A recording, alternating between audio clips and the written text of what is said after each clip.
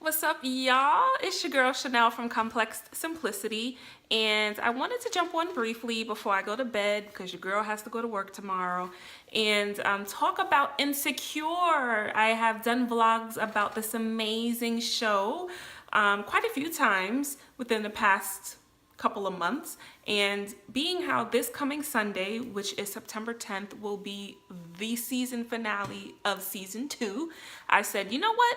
We got to talk about last week's episode, which is season 2, episode 7. Hella disrespectful. That episode was crazy, y'all. Like, what did y'all think? First things first, let's take it back to a little bit of episode 6 as it pertains to Issa and what happened with her and Daniel.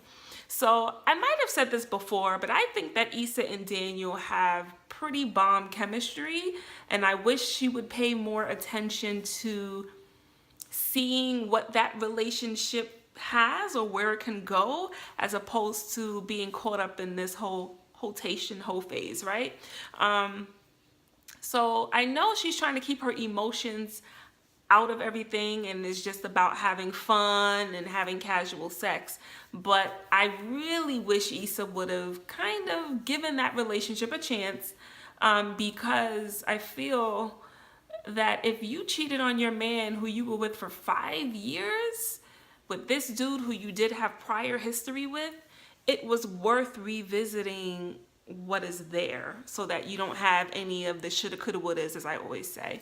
But anyway, so with Issa, you know, her and her friends went to this, like, they called it, I think, a sexploitation. They went to this whole toy party, I call it. I used to throw a lot of those several years ago, y'all. Pretty fun. But anyway, her and her girlfriends went to that whole toy party thing, and they were doing a seminar on fellatio, a woman giving a man fellatio. And, you know, at first, that's a controversial topic, so I'm glad they kind of dug into that, because us black women, a lot of times, tend to shy away from that, or not really want to talk about it, or not really enjoy it the way women of other cultures, particularly white women, we don't enjoy it as much or allow ourselves to enjoy it as much.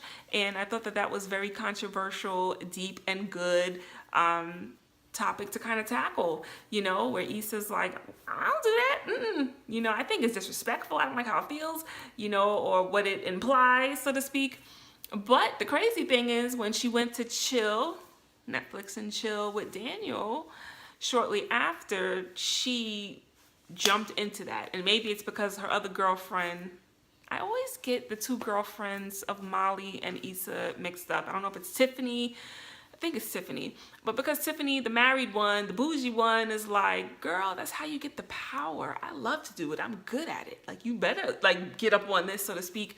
And so whatever the seminar taught, Issa seemed like she learned a thing or two. But what I don't understand is, how do you not know how that's going to end? If you decide to sample the buffet for the whole course, what do you think is going to happen at the end, right? Or I don't know, I'm trying to keep it kind of clean, because I feel that people of all ages may, you know, check this website, so I try to be responsible. So I didn't want to have like the raunchy sex talk, but we all know what the grand finale is when it comes to us pleasing our men via fellatio. And for Issa to be caught off guard, and it was a very comical moment, surprising, like, wow. My husband and I were watching it, and we both fell out laughing, you know, and she got so upset to the point where she's like, F you, and bounced and took her Uber ride home. And then they start season 7. Episode 7 starts, you know, early on with her having a conversation with Molly, where Molly's like, what? He did what? You know, don't let me go over there and you know, throw some eggs at him or whatever, shoot some eggs at him or something crazy Molly was saying, you know. And then eventually Issa has a conversation with Daniel. And I think that Daniel has good intentions. I feel like he has the purer of intentions out of him and Issa. And, you know, for Issa to kind of go off on him like that and not really even try to hear where he was coming from, he was like, you initiated this act. I didn't ask you to do that. You took it upon yourself to do that. In essence, like what you thought was gonna happen. And then, when they were able to kind of smooth things out, and he was like, you know what? After Issa said that, she felt some kind of way, she felt a little hurt. He was like, well, you know what? I guess that makes two of us, In essence, you hurt me, with the whole, you were just an itch that I had to scratch bit. And she took that wrong. Now, I understood what Daniel was saying. Did y'all understand what he was saying? I got it. In essence, we both have made mistakes or made choices that affected the other person by hurting their feelings. And so let's call it even, so to speak. But she took that way left, and I didn't understand why. Hopefully they flesh that out as they wrap things up for the season on Sunday. So that was a great way to kind of introduce the episode. And I found myself being annoyed with Issa these past few episodes, if I'm being honest, because I feel like if you're gonna try to be about grown women-ish out here, be prepared for what comes with that. You know what I'm saying? You want to be on your rotation, okay. Be prepared with how that goes, what the rules to that game are.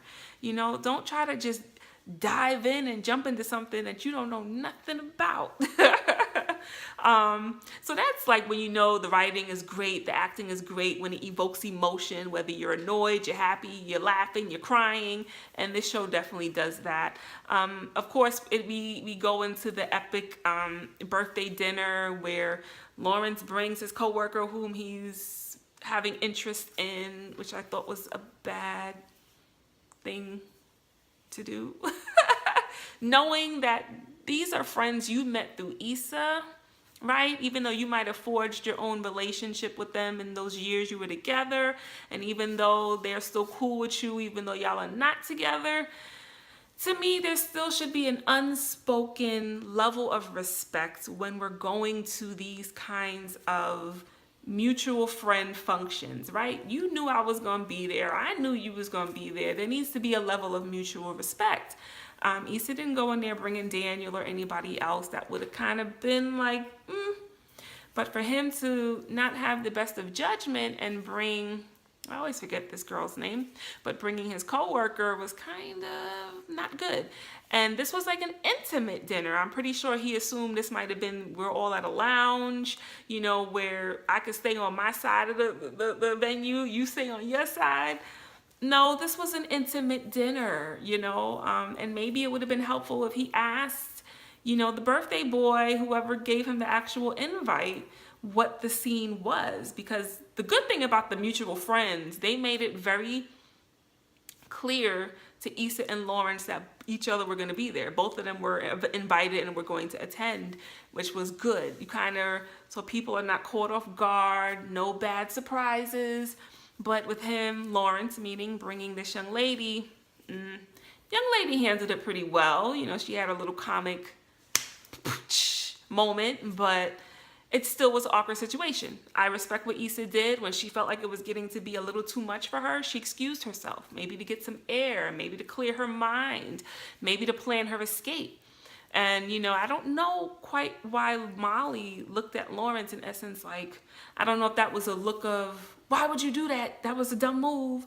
Or if that was a look of, go outside and make it right. And I think it was too early for the whole, let's have this go outside moment and talk. I think that look probably more or less was, why would you even bring this chick here? Like, who does that, For whatever reasons, Lawrence got up out of his seat and went to check on Issa, and that's when, the inevitable had to happen, which is them really finally expressing to each other how they have felt about each other and what went down regarding why the relationship ultimately ended. And they took some stabs and jabs. It happens. We're humans. When we're upset, we lash out,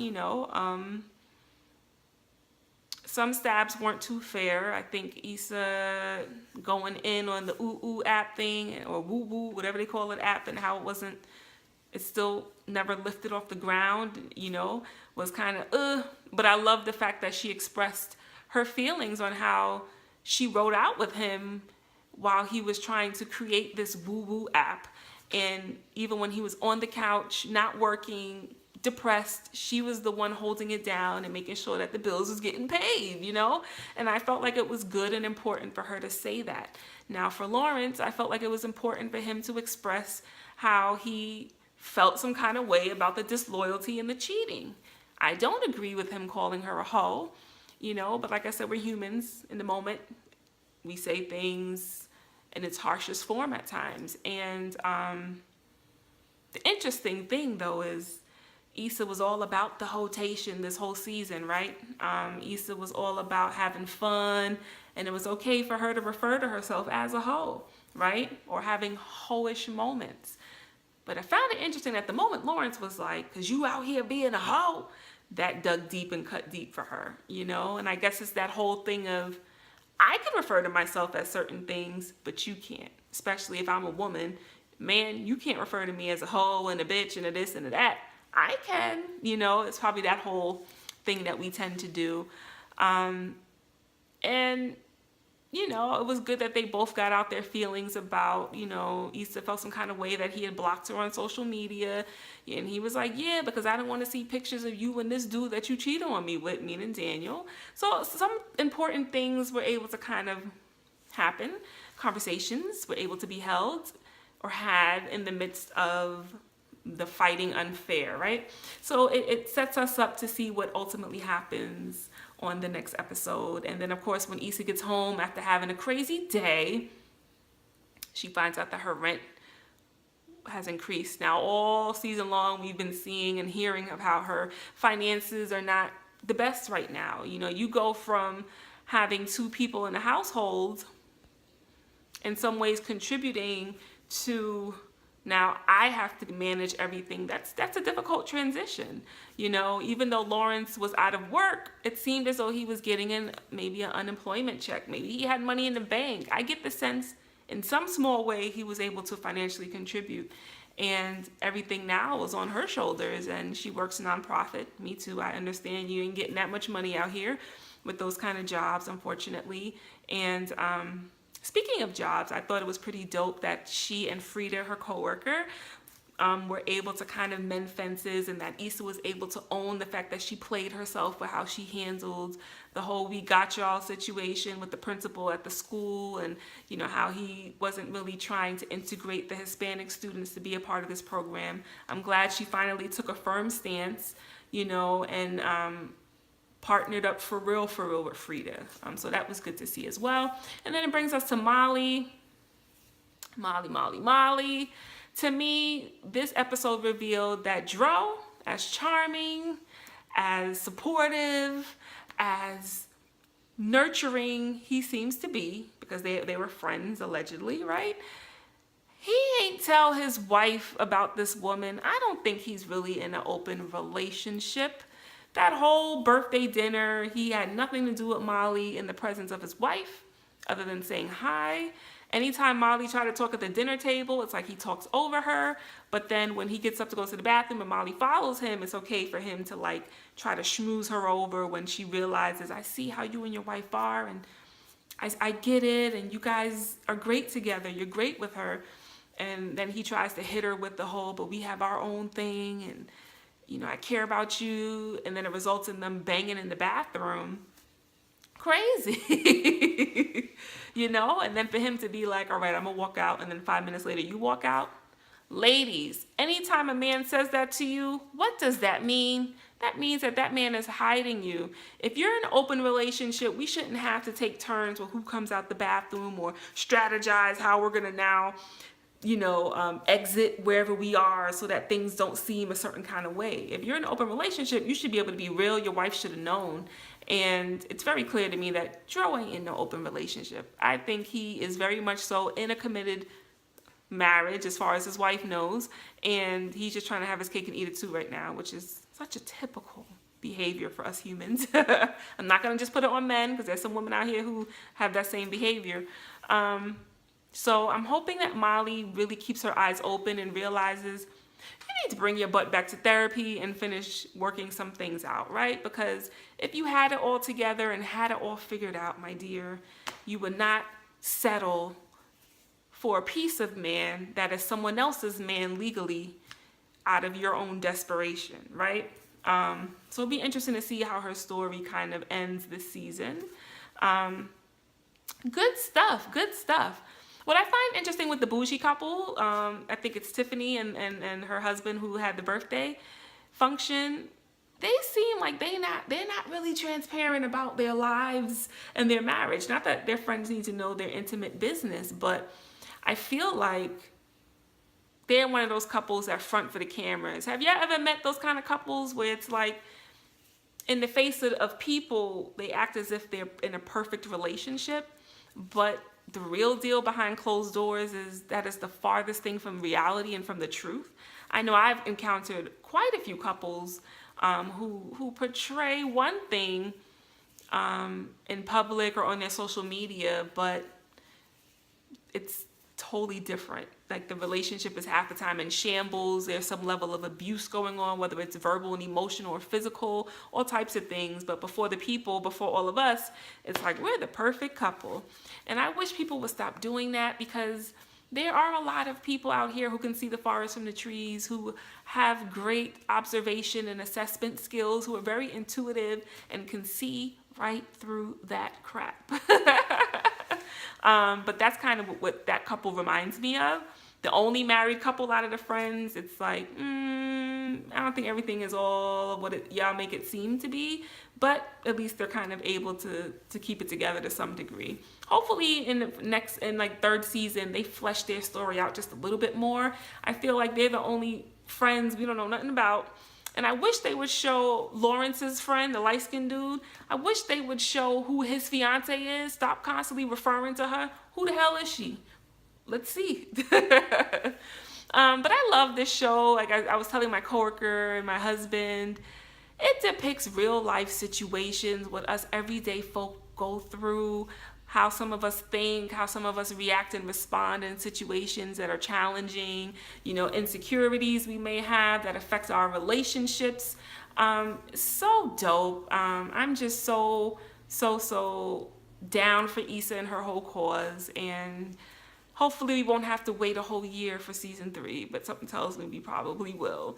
So I want to kind of share my thoughts on that. I felt like I'm sad that the season is about to be over. I feel like everything that I watch on Sundays has come to an end. Claws has come to an end. Power has come to an end. Insecure is coming to an end this Sunday.